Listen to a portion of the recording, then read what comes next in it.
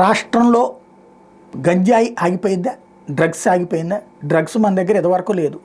వాడెవడో అక్కడెక్కడో దొరికినోడు వాడు అడ్రస్ ఎక్కడ పెట్టుకున్నాడు, లేదా ఎక్కడోడు అక్కడి నుంచి చేసుకున్నాడు, చెన్నైలో గుజరాత్లో. కానీ అప్పుడు ఏం ప్రచారం చేశారు? ఆంధ్రాని డ్రగ్స్ కేంద్రంగా అని చేశారు. నిజంగా డ్రగ్స్ పద్దాక దొరుకుతున్నటువంటి హైదరాబాద్లో కూడా అట్లాంటి రచ్చ జరగల. మనకి ఈ మధ్యకాలంలో కనబడిందల్లా ఈ మధ్యకాలంలోనే గుంటూరు దగ్గర పట్టుకున్నారు డ్రగ్స్, అంతే తప్పించి అంతకుముందు లేదు. డ్రగ్స్కి సంబంధించి ఆంధ్ర సేఫే ఒక రకంగా. అదే సమయంలో గంజాయి ఖచ్చితంగా ఉంది. ఏజెన్సీ ప్రాంతాల నుండి ఇతర ప్రాంతాలకు వెళ్తూ ఉండటం ఇదంతా కూడా. ఆ గంజాయి విషయంలో అప్పట్లో ఏం చెప్పారు? వైసీపీ వాళ్ళే పండిస్తున్నారు, లేదా జగన్ ప్రోద్బలంతోనే పండుతుందని చెప్పారు.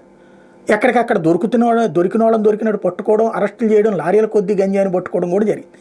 అయినా సరే వీళ్ళే చేస్తున్నారని చెప్పారు. ఇప్పుడు చంద్రబాబు గారు అసెంబ్లీ వేదికగా చెప్పేది ఏంటంటే, తాము వచ్చాక గంజాయి డ్రగ్స్ కంట్రోల్ చేస్తున్నారట, కంట్రోల్ అయిపోయిందట. అట్లాగే తల్లిదండ్రులు వాళ్ళ పిల్లల పట్ల జాగ్రత్త వహించాలి అన్నటువంటి హితబోధ చేస్తున్నారు.